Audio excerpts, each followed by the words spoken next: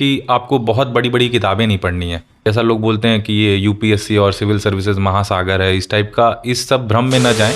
मुझे लगता है कि मैंने गलती करी थी और जिसको मैंने 2021 में सुधारा। प्री मुझे नहीं लग रहा था कि होगा, प्री हो गया। उसके बाद मेरे पास 3 महीने का टाइम था। अगर ऐसा कुछ बाउंडेशन है, कभी आप 6 घंटे पढ़िए, कभी 10 पढ़िए, कभी मैंने 14 पढ़ लिए। मैं अभी 2 बार फेल हुआ हूँ प्री में। मेरा इसके पहले यूपी पीसीएस 2021 के प्री निकलने से पहले कोई भी एग्ज़ाम नहीं क्लियर हुआ है। पहला एग्ज़ाम क्लियर हुआ प्री, मेंस भी क्लियर हुआ, फाइनल भी हो गया। हेलो दोस्तों, नमस्कार। मेरा नाम विभांशु। स्वागत है आप सभी का हमारे एक और नए वीडियो में। दोस्तों, जैसा कि आप लोगों को पता है कि समय जो हम पीसीएस में 2021 में सिलेक्ट कैंडिडेट हैं उनके साथ वीडियो करें और उनकी स्ट्रैटेजी के बारे में जानने की कोशिश करें, जिससे आप लोगों को भी काफ़ी हेल्प मिल सके। तो अभी हमारे साथ सौरभ जायसवाल सर हैं, जिनका एक्साइज इंस्पेक्टर पे 70 रैंक के साथ सिलेक्शन हुआ है। तो आज इनकी स्ट्रैटेजी के बारे में जानेंगे। बस आप लोग वीडियो में अंत तक बने रहिएगा। एंड चैनल पर पहली बार है, चैनल को सब्सक्राइब कर नोटिफिकेशन बेल को प्रेस कर दिएगा, ताकि हमारे वीडियो की रेगुलर अपडेट आप सभी को सबसे पहले मिल रहे। सर, सबसे पहले तो आपको हमारे जो व्यूअर्स वीडियो देख रहे हैं और हमारी तरफ से आपको बहुत बहुत बधाई सर। धन्यवाद धन्यवाद। सर, सबसे पहले तो एजुकेशनल बैकग्राउंड के बारे में जानना चाहेंगे आपके कि एजुकेशनल बैकग्राउंड क्या रहा। मैंने साइंस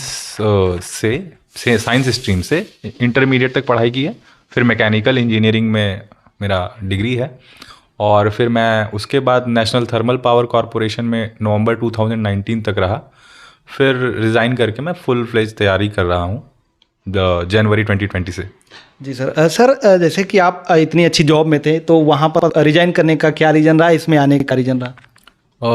रिज़ाइन करने का मेन रीज़न था कि एडमिनिस्ट्रेटिव जॉब चाहिए थी और इधर का रेपुटेशन और इधर जो आप अपने प्रतिभा को अच्छी तरीके से यूज़ कर सकते हैं। बहुत ही डाइवर्स फील्ड है काम करने का, तो इन सब चीज़ों के लिए। सर, जो छात्र तैयारी करते हैं, पहला चीज़ क्या करना चाहिए, उनको कहाँ से तैयारी स्टार्ट करना चाहिए, इसके बारे में थोड़ा बताइए। सबसे पहले तो सिलेबस को समझना चाहिए हमें कि एग्ज़ाम की डिमांड क्या है। प्रीवियस ईयर पेपर्स को देखना चाहिए, एनालाइज करना चाहिए कि मैं जो ये प्रीवियस ईयर पेपर है इसमें कितने पानी तक हूँ, मतलब मुझे कहाँ से पढ़ने की ज़रूरत है। अब बिल्कुल ABCD नहीं पता है, जैसे आप इंजीनियरिंग बैकग्राउंड के हैं, आपको नहीं पता वोल्केनो क्या होता है, अर्थक्वेक कितने टाइप के होते हैं, तो फिर आपको NCERTs में जाने की ज़रूरत है। अगर आपको ये चीज़ें पता हैं, आपने इंटरमीडिएट में बहुत अच्छे से ये सब चीज़ें पढ़ी हैं, इतिहास, भूगोल और बाकी चीज़ें, तो आप थोड़ी सी स्टैंडर्ड बुक से स्टार्ट कर सकते हैं। तो अपने लेवल के हिसाब से आप स्टार्ट करें। तो सर, जैसे कि बहुत सारे छात्रों का मानना होता है, जो इंजीनियरिंग बैकग्राउंड के छात्र होते हैं उन लोग का सिलेक्शन भी ज़्यादा होता है, लेकिन हम आपसे जानना चाहेंगे, क्योंकि आपका भी एजुकेशन बैकग्राउंड इंजीनियरिंग रहा है, तो आपके लिए कितना चैलेंजिंग रहा, आपने इसको कैसे किया? देखिए, जब आप एकदम सही स्ट्रेटजी एक बार अपना लेते हैं, जैसे कि आपको बहुत बड़ी बड़ी किताबें नहीं पढ़नी है। जैसा लोग बोलते हैं कि ये यूपीएससी और सिविल सर्विसेज महासागर है, इस टाइप का, इस सब भ्रम में न जाएं। प्रीवियस ईयर क्वेश्चंस को फॉलो करें और क्या डिमांड है एग्ज़ाम का वो समझें। और बस आपको क्वेश्चंस अगर पिछले 10 साल के आप लगा पा रहे हैं तो मतलब आपकी तैयारी पूरी है।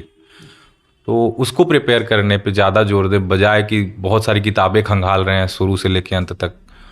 आप जिस क्वेश्चन में फंस रहे हैं उसको रेफ़र करिए स्टैंडर्ड बुक से और इस तरह से अपनी तैयारी पूरी करिए सिलेबस और प्रीवियस ईयर क्वेश्चंस को लेकर। सर, जैसा कि आपने अभी बताया कि आप मतलब बेस अपना स्टार्ट करें NCERT से, तो NCERT कौन से पढ़नी चाहिए या फिर किस क्लास की?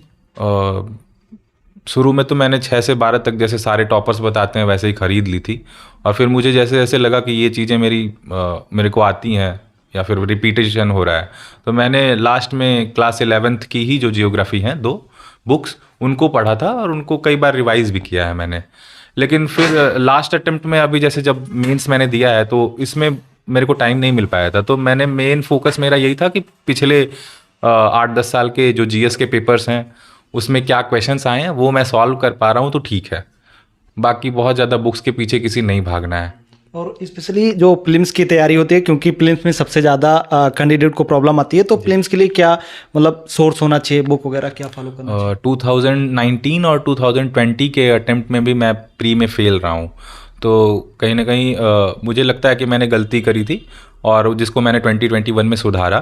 तो आपका जो बेस होना चाहिए वो प्रीवियस ईयर पेपर्स होना चाहिए। मैं फिर से रिपीट कर रहा हूँ कि पिछले 20 साल का पेपर आप UPPSC के बिल्कुल रट के जाइए और उसके ऑप्शंस पे भी आप ध्यान दीजिए। केवल वो क्वेश्चन आ रहा है तो इसका मतलब ये नहीं कि आप आगे नहीं चले जाइए, उसके ऑप्शंस पे ध्यान दीजिए और उसके ऑप्शंस हो सकते हैं कि नेक्स्ट ईयर के एग्ज़ाम में आ जाएं।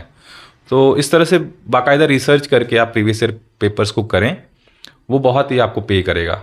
और बुक वगैरह मतलब और इसके अलावा कौन सी पढ़नी चाहिए? मैं कोई बुक रिकमेंड नहीं करना चाहूँगा, क्योंकि आपको क्वेश्चंस आने चाहिए। आप किसी भी बुक को रेफ़र करिए अपने हिसाब से, जिसकी लैंग्वेज आपके लिए कंफर्टेबल है, वो ठीक रहेगा। और सीसेट में भी प्रॉब्लम आती है आज के टाइम पे, तो सबसे ज़्यादा दिक्कत यहाँ पे हो रही है, तो सीसेट के लिए मतलब कैसे तैयारी करना चाहिए? पिछले 5 साल के सीसेट का कोई भी पेपर आप अगर सॉल्व करके जा रहे हैं, आप पासिंग मार्क ला पा रहे हैं 50% के आसपास, 40% के आसपास, तो ठीक है। अगर इतना नहीं आ रहा है तो आप अपने रीजनिंग, मैथमेटिक्स और जो कुछ लॉजिकल क्वेश्चंस आ रहे हैं आजकल, उन सब डिसीजन मेकिंग के क्वेश्चंस आ रहे हैं, उन सब पे थोड़ा काम करने की ज़रूरत है, क्योंकि बहुत सारे लोग 21 में सेलेक्टेड हैं और 22 में उनका सीसेट नहीं क्लियर हुआ है, तो बिल्कुल काम करने की ज़रूरत है उस पर। और मेरे को लगता है कि अपने आप को एनालाइज कर लेना चाहिए कि हम कितने पानी में हैं, वो आप पिछले 5 साल के सीसेट के पेपर को लगा के कर सकते हैं। जी सर। उसके बाद मेंस की तरफ चलते हैं, तो मेंस में सबसे पहला पेपर होता है शायद एसे का होता है, हिंदी होता है। हिंदी, हाँ। तो हिंदी का मतलब क्या आपने बुक फॉलो किया था? मैं फिर से रिपीट करना चाहूँगा कि मेरे सारे ही जो स्ट्रेटजी था, क्योंकि प्री मुझे नहीं लग रहा था कि होगा, प्री हो गया, उसके बाद मेरे पास 3 महीने का टाइम था, तो बस प्रीवियस ईयर सॉल्व पेपर लिया मैंने हिंदी का, और उसका ट्रेंड समझा क्या है। पिछले 5 साल के पेपर को मैंने 3 घंटे के स्लॉट में सॉल्व करने की कोशिश करी, और जब सॉल्व हो जा रहा था तो लगभग ठीक ठाक है, और एक एवरेज मार्क्स भी मेरे 150 में 99 मार्क्स आए हैं। एक इंग्लिश मीडियम के छात्र के लिए ठीक ठाक है ये मार्क्स, मुझे लगता है। इसके लिए कोई बुक वगैरह पढ़ी थी आपने? मैंने शिवांश की बुक खरीदी थी, प्रीवियस ईयर की सॉल्व पेपर, और भी प्रकाशन के आते हैं, कोई भी खरीद सकते हैं।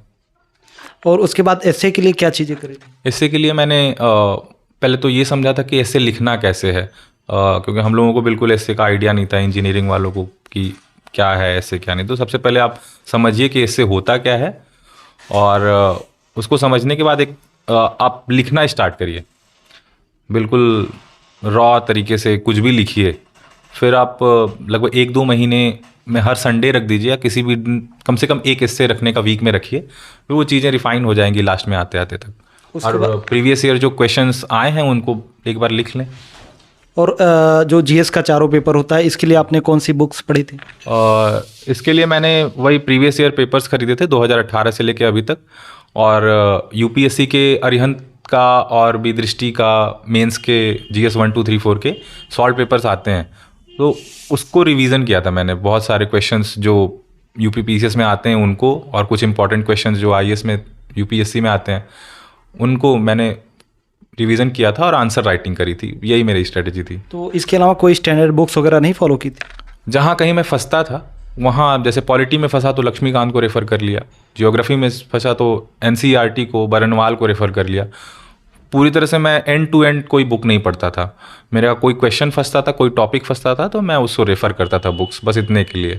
और सर आपका ऑप्शनल क्या रहा, और इस बार ऑप्शनल में आपका कितना नंबर है इस बार? मेरा हिस्ट्री ऑप्शनल रहा है, और इस बार हिस्ट्री में जो टॉपर हैं उनके 240 मार्क्स रहे हैं, मेरे 226 रहे हैं। पेपर 1 में 119 और पेपर 2 में 107, तो टोटल 226 मार्क्स आए हैं। और इसके लिए आपने कहाँ से तैयारी की? मैंने ध्येय कोचिंग में जावेद सर से कोचिंग स्टार्ट करी थी। काफ़ी हैपहज़ार्ड हो गया था, 30-40% सिलेबस कवर हो पाया था मेरे मेंस देने तक उससे, और बाकी मैंने 50% लगभग सिलेबस कवर करके मैं गया था। और कुछ यूट्यूब के स्टडी आईक्यू के चौहान सर के वीडियोस थे, वो उसने काफ़ी हेल्प करी मेरी। और बाकी फिर से वही मैं बोलना चाहूँगा कि प्रीवियस ईयर पेपर्स आपको आने चाहिए। पिछले 5-10 साल के अगर क्वेश्चंस आप सॉल्व कर पा रहे हैं तो आप कंफर्टेबल रहिए, जाइए एग्ज़ाम में लिखिए। जी सर। सर एक टाइम मैनेजमेंट का काफ़ी बड़ा रोल रहता है। बहुत सारे लोग बोलते हैं मतलब कितना घंटे पढ़ना चाहिए भी कमेंट करते हैं, तो आपके हिसाब से क्या लगता है कितने घंटे की पढ़ाई मतलब करनी चाहिए? 6 घंटे तो मिनिमम पढ़ाई कर लेनी चाहिए मुझे लगता है, उससे कम में, क्योंकि करंट अफेयर्स पढ़ना है और इतने सारे सब्जेक्ट हैं, तो अगर आप 2 घंटे करंट अफेयर पढ़ते हैं, 2 घंटे सब्जेक्ट पढ़ते हैं, 2 घंटे ऑप्शनल पढ़ते हैं, तो वो भी 6 घंटे तो आपको पढ़ना पड़ेगा कम से कम। बाकी मुझे नहीं लगता कि ऐसा कुछ बाउंडेशन है, कभी आप 6 घंटे पढ़िए, कभी 10 पढ़िए, कभी मैंने 14 पढ़ लिए। जी सर। इतनी बड़ी सर तैयारी रहती है तो कहीं ना कहीं मोटिवेशन या डिमोटिवेशन लगा रहता है, तो डिमोटिवेट जब आप होते थे तो क्या चीज़ें फॉलो करते थे? मैं स्वामी मुकुंदानंद जी के लेक्चर्स कुछ देख लेता था, और सदगुरु जी के भी कुछ लेक्चर्स देख लेता हूँ। योगा और मेडिटेशन पे फोकस करता हूँ जब कभी, मतलब कुल मिला के दिमाग हमारा शांत होना चाहिए, कुछ भी चीज़ हमें अब्जॉर्ब करनी है, पढ़नी है तो योगा और मेडिटेशन ने काफ़ी हेल्प करी है मेरी। सर, जो छात्र हमारे साथ जुड़े हुए हैं उनके लिए आप कुछ मैसेज या सजेशन देना चाहें तैयारी के लिए? मैं सबको यही सजेशन देना चाहूँगा कि इस एग्ज़ाम से डरे नहीं। मैं भी 2 बार फेल हुआ हूँ प्री में। मेरा इसके पहले यूपी पीसीएस 2021 के प्री निकलने से पहले कोई भी एग्ज़ाम नहीं क्लियर हुआ है, ना लोअर, ना आरओ एआरओ, या फिर जितने भी मैंने एग्ज़ाम दिए 10 20 जो भी, तो एक भी एग्ज़ाम नहीं क्लियर हुए हैं। पहला एग्ज़ाम क्लियर हुआ प्री, मेंस भी क्लियर हुआ, फाइनल भी हो गया। तो बिल्कुल घबराने की ज़रूरत नहीं कि मेरा कुछ नहीं हो रहा 3 साल से, ये 4 साल से। जब भी निकलेगा तो चीज़ें हो जाएंगी, बस आप लगे रहिए। थैंक यू सर, आपने अपना बहुत ही कीमती समय दिया, इसके लिए आपका बहुत बहुत धन्यवाद। धन्यवाद धन्यवाद। तो दोस्तों, आप लोग को आज का वीडियो कैसा लगा आप लोग को एक बार कमेंट करके जरूर बता देना। एंड वीडियो अच्छा लगा तो वीडियो को लाइक, कमेंट और शेयर जरूर कर दीजिएगा। चलिए फिर मिलते हैं अपनी किसी नेक्स्ट वीडियो में, तब तक के लिए जय हिंद, वंदे मातरम।